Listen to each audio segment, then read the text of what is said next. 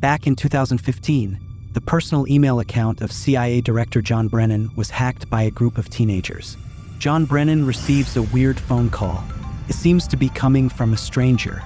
He hesitates a second, then picks up. John Brennan?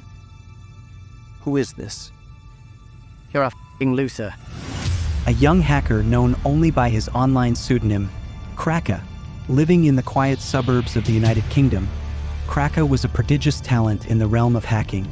A 15-year-old boy in his room, still holding the phone. What he just did amazes him. A hacker who claims to have accessed the personal email of CIA Director John Brennan. 2008 in Virginia.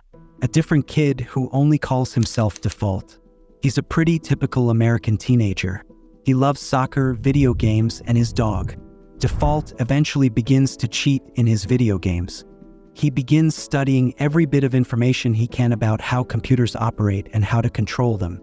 For the vast thrill of it, he begins to hack random websites. Default becomes involved with hacker auxiliary groups, which include AnonSec. The hackers, operating from their homes, were able to access sensitive information simply by exploiting weak security protocols. They revealed that even the most secure institutions can be vulnerable to cyber threats.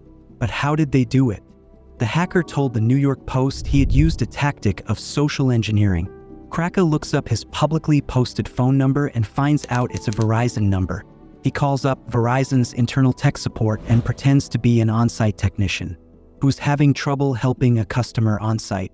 When employee code is asked by tech support, he creates one on the spot. After giving Kraka access, the support technician tells him the account number, PIN, and private email address of John Brennan. Once in control of Brennan's account, the hacker, who described himself as a non-Muslim US teenager, he took files and contacts and then released via Twitter account. They leaked the personal data of police officers, FBI agents, and DOJ officials. They personally handed Julian Assange top-secret documents.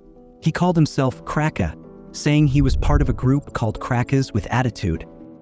When hackers contacted Brennan, and the CIA director asked them what they wanted, to which they replied, Well, why are you doing this? We want you to stop bombing the Middle East. This breach not only exposed the vulnerabilities of the CIA, but also highlighted the need for stronger cybersecurity practices across all sectors.